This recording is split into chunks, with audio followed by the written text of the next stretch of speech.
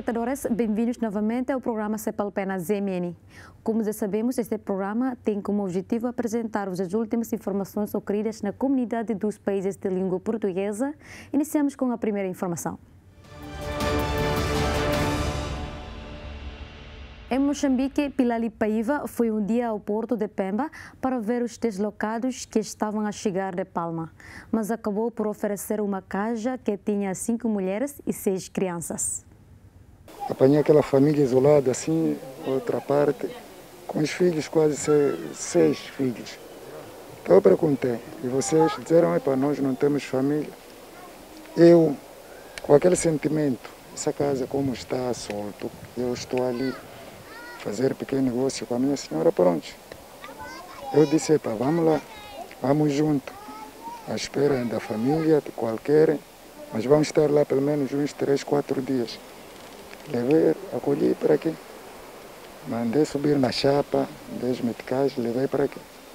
E assim estamos ali, eles estão a consultar, não estão a apanhar a família. Querer ajudar independentemente do peito de cada pessoa, o coração de cada pessoa. Sim. A pessoa quando sente que esse é um ser humano como eu, pronto, uma pessoa religiosa deve ver que essa pessoa eu tenho que acolher mesmo. Sim. Eu não posso deixar numa sombra. Quando eu fui nascido também com pessoas, crianças, assim, esse tempo chuvoso, imagina, onde é que eles iam parar? Onde é que elas iam parar? Então eu preferi acolher para vir estar com elas aqui. Cebola, sabão, só para ter pão de cada dia. Dos 10 meticais, 20 eu consigo comprar peixinhos, aqueles pequeninos. 20 meticais alimento-me com os meus filhos. E dá para si para os filhos ou também dá para estas mulheres? Não, ali trata-se de vizinhança. Eu nunca posso cozinhar ali. Elas quando estão ali com as crianças, eu não tirar um bocadinho para lá. Aqui trata-se de vizinhança já. Trata-se de família. Muito mais é o que eu quero. Um apoio do governo para as minhas irmãs poderem ter qualquer coisa de sobreviver. Ou para dizer, está aqui um terreno, montam para aqui, vão construir. O que eu quero. Em Moçambique, os irmãos e primos de Zito estão desaparecidos desde a invasão da Vila de Palma, na província de Cabo Delgado. Sem telemóveis ou transportes, é impossível saber se estão vivos ou se estão nas mãos dos jihadistas. Tem algum familiar que esteja desaparecido? Sim, temos. Até agora não estamos a localizar onde é que estão. Quem são? Tenho meus primos, meus irmãos. Até agora não sabemos qual é o paradeiro deles. Já foram no mato lá e não estamos a comunicar com eles nem nada. Se morreram, não morreram. Foram levados. Torna difícil saber isso. Não sei. Se Deus queira, podem aparecer e vou agradecer por muito. Fugimos de Mocimba da praia para Palma. Do tipo, lá talvez seria um lugar seguro. Mas continuou de novo. Então dali saímos dali para Moeda. Havia mata. Pronto, porque quando aconteceu em Mocimba, uma parte da família tinha adiantado para cá em Pemba. Então eu fiquei lá. Porque é um sítio que acostumei de como viver, tinha que estar lá. Talvez a coisa ia reduzir. Mas ao longo do tempo, progrediu até hoje. Está a fazer alguma coisa para tentar encontrar os seus familiares? Já ligou alguém? Está a tornar difícil. Está a tornar difícil porque já não há meio de transporte, não chega caro, nem nada, nem telefone. Talvez Deus queira um dia de surgir ou não. Porque saindo daqui para lá é um riscado também. Em Portugal, uma eventual alteração das medidas previstas para a próxima fase do plano de desconfinamento só será decidida no próximo Conselho de Ministros. Vão seguir-se agora a esta apresentação destes estudos um conjunto de contactos e de trabalhos, quer o Sr. Presidente da República com os partidos, quer do Governo internamente de discussão, no sentido de tomar as melhores decisões. Recordo que a estratégia de desconfinamento que foi aprovada pelo Conselho de Ministros era uma estratégia gradual e deliberadamente progressiva e de ritmo lento, no sentido de permitir ir afeiçoando as medidas, adequando as medidas proporcionalmente. É a pedra de toque que escolhemos desde o início nos nossos processos de confinamento, ir adequando as medidas àquilo que são as situações epidemiológicas. Naturalmente que já estivemos perante uma situação epidemiológica mais favorável, estávamos lá há 15 dias, estávamos lá há um mês, também estávamos com um nível de confinamento que era superior àquele que temos hoje. E, portanto, vamos procurar continuar a garantir o equilíbrio entre aquilo que é o avançar, que queremos que seja o mais rápido possível, do processo de vacinação e o ganhar tempo que nos permitem as medidas de saúde pública. A avaliação local, regional, tem sido também sempre feita,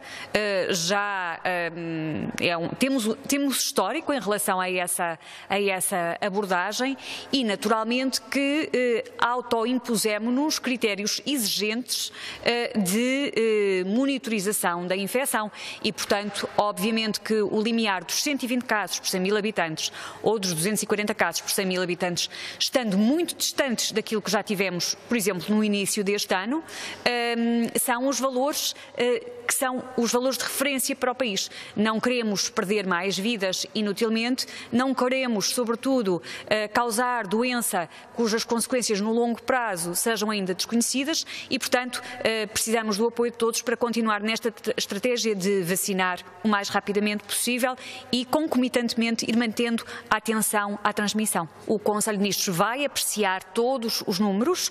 Estes dias que estamos a viver são decisivos para que se consolidem tendências num sentido ou no outro e para que possamos tomar decisões na quinta-feira para o período que vem a seguir, a partir de dia 19, para o qual estavam previstos um conjunto de decisões, mas que na nossa estratégia gradual, progressiva e a um ritmo de acordo com aquilo que é o risco que enfrentamos, poderão ter paragens, poderão ter avanços. A Ministra da Saúde de Portugal considerou ser ainda muito cedo fazer qualquer comentário sobre a decisão de parar com a administração da vacina da Janssen. Recebemos essa notícia enquanto decorria esta reunião. E, portanto, neste momento é prematuro falar sobre uma notícia da qual ainda só tivemos conhecimento pela comunicação social. Essa vacina não foi ainda iniciada no território da União Europeia. Receberemos estamos a receber vários países as primeiras doses desta vacina esta semana. Vale a pena sublinhar aquilo que sabemos sobre medicamentos e sobre vacinas em concreto. Os efeitos adversos estão descritos, mas num balanço risco-benefício, eles têm de ser considerados como aquilo que representam de vantagem face a eventuais riscos. E, neste momento, continuamos a saber que a vacina é a nossa melhor arma no longo prazo para sairmos desta doença. E, portanto, a confiança nas autoridades reguladoras, sejam as europeias, sejam outras autoridades, para continuarem a identificar casos de eventuais reações adversas, para os comunicarem com transparência e de prosseguirmos aquilo que é a aplicação dos nossos planos de vacinação com confiança naquilo que são as indicações. Recordo que Portugal tem um plano de vacinação com mais de 65 anos, graças ao qual o país recuperou em muitos indicadores, situando-se numa posição hoje muito honrosa ao nível daquilo que são os seus indicadores de saúde pública e, portanto, pode haver confiança naquilo que são as vacinas e o papel das autoridades. O primeiro-ministro de Portugal anunciou que o Plano de Recuperação e Resiliência vai ter uma verba de 252 milhões de euros para financiar investimento na investigação e na economia do mar. Temos cada vez mais de investir no conhecimento, mas também no desenvolvimento e potenciação de novas atividades associadas ao mar. A pesca, naturalmente, mas há muito mais do que a pesca, porque há muito mais no mar para podermos aproveitar e assegurar a nossa sustentabilidade. Foi por isso que, no âmbito da discussão pública do Plano de Recuperação e Resiliência, tomámos a decisão de autonomizar um capítulo próprio dedicado ao mar, que mobilizará recursos totais de 252 milhões de euros, 30 milhões dos quais alocados a uma iniciativa da região autónoma dos Açores do Cluster do Mar, mas 222 milhões dedicados ao conjunto do país e para o financiamento de atividades diversas, desde as que têm a ver com a investigação, às que têm a ver com o desenvolvimento de um hub de incubadoras de empresas associadas à economia azul e também relativamente àquilo que são as necessidades de criar melhores condições de segurança para a nossa atividade pesqueira. É por isso um programa bastante abrangente e que complementa, naturalmente, aquilo que são os outros recursos, porque o conjunto do Plano de Recuperação e Resiliência é acessível às atividades dedicadas ao mar, seja no domínio das alterações climáticas, seja no domínio da transição digital, seja no domínio da resiliência. Todo o quadro financeiro plurianual do PT 2030 é também acessível às ações do mar. Diria mesmo que no quadro financeiro plurianual o mar terá, na próxima década, como teve nesta, um programa específico que transcende os 300 milhões de euros. E, para além disso, temos todas as condições, como aqui bem explicou o Sr. Ministro do Mar, para podermos ser competitivos no acesso aos fundos geridos diretamente pela União Europeia, designadamente em matéria de ciência. O Tribunal Supremo angolano condenou o ex-ministro da Comunicação Social angolano, Manuel Rebelais, a 14 anos e 6 meses de prisão pelos crimes de peculato e branqueamento de capitais. Condenar os arguidos Manuel Rebelais como coautor material de um crime de peculato previsto e punível pelo artigo 362, número 1, a linha C, do atual Código Penal, aqui aplicável, porque concretamente mais favorável, na pena de 13 anos de prisão e de um crime de branqueamento de capitais, previsto e punível pelo artigo 82 da Lei nº 5/20 e artigo 70 e 71 do novo Código Penal, na pena de 4 anos e 10 meses de prisão. Hilário Santos, como autor material de um crime de peculato, previsto e punível pelo artigo 362, número 1, a linha C do Código Penal, aqui aplicável, porque concretamente mais favorável, na pena de 8 anos e 6 meses de prisão, e de um crime de branqueamento de capitais, previsto e punível pelo artigo 82 da Lei nº 5/20 e artigos 70 e 71 do novo Código Penal, na pena de 4 anos e 10 meses de prisão. Em cúmulo jurídico, condenar os arguidos nas penas únicas e globais de Manuel Rebelais, 14 anos e 6 meses de prisão. Hilário Santos, 10 anos e 6 meses de prisão. A reação é de alguma surpresa, não tanto pela pena em que o Dr. Manuel Rebelais foi condenado, mas pela justificação que o venerando juiz dá.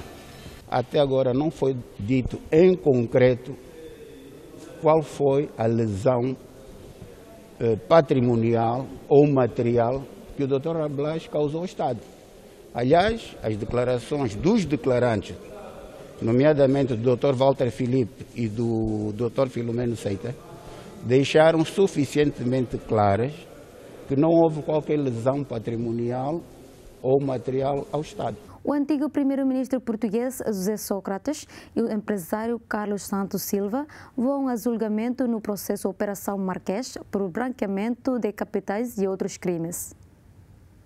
Assim sendo, quanto ao arguido José Sócrates e quanto ao arguido Carlos Santos Silva, para julgamento em processo comum e com intervenção do Tribunal Coletivo, vai pronunciado pela prática de 3 crimes de branqueamento de capitais, sendo um crime relativamente à utilização das contas bancárias junto do Mundo P geral da arguida Inês do Rosário, um crime de branqueamento em coautoria com o arguido Carlos Santos Silva, relativamente à utilização das contas bancárias do arguido João Perna, nas contas de passagem, e ainda um crime de branqueamento de capitais quanto ao montante de 163.402,50 euros, entre 2012 e 2014, quanto aos pagamentos feitos a favor das testemunhas António Mega Peixoto, António Manuel Peixoto, Domingos Farinha e Jane Kirkibe, de fundos com origem no arguido Carlos Santos Silva e feito no interesse do arguido José Sócrates.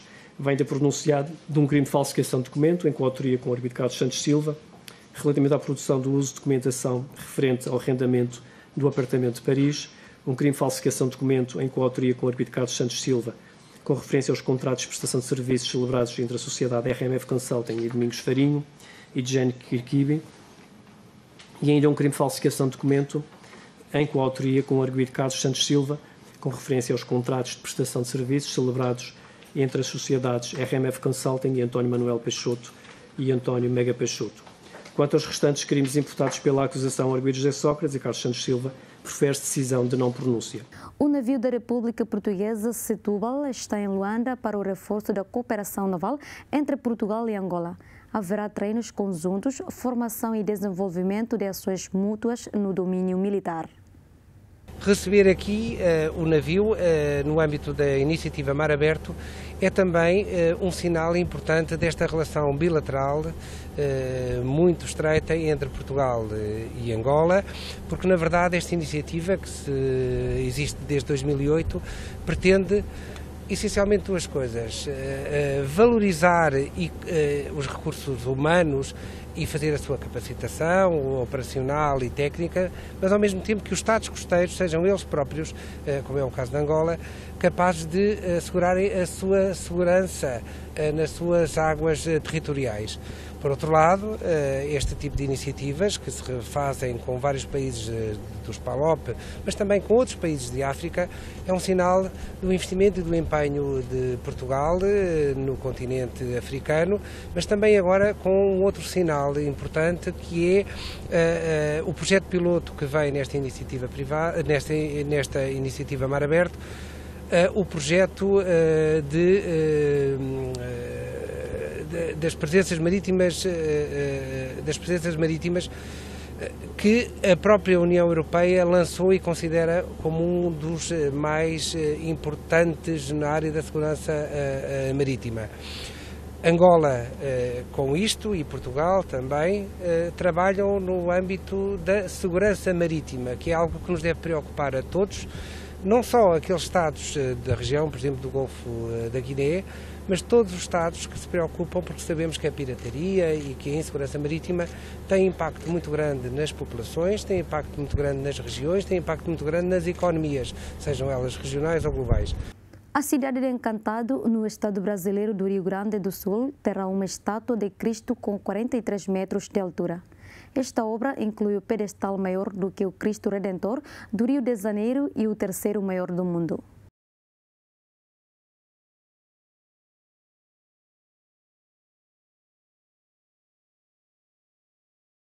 O Corcovado é um dos cartões postais mais famosos do Brasil. Mede 38 metros, incluindo o pedestal, e foi inaugurado em outubro de 1931. A obra do Cristo de Encantado ganhou destaque na semana passada, quando os promotores do projeto concluíram o içamento dos braços e da cabeça da estátua. Segundo informações divulgadas no site da Associação Amigos do Cristo Encantado, o Cristo Protetor é fruto da união e esforços de famílias, líderes políticos, religiosos e empresários da cidade. A obra visa transmitir a fé do povo e alavancar o turismo da região. O projeto pretende, por outro lado, ampliar a visibilidade e auxiliar na construção de uma identidade turística para a cidade de Encantado. A cidade tem cerca de 22 mil habitantes e está localizada a 144 quilômetros de Porto Alegre, capital do estado do Rio Grande do Sul. Com um orçamento de 2 milhões de reais, o Cristo de Encantado está a ser erguido no Morro das Antenas, na Lagoa da Garibaldi. A obra do novo Cristo brasileiro começou em 2019 e deverá estar concluída no final de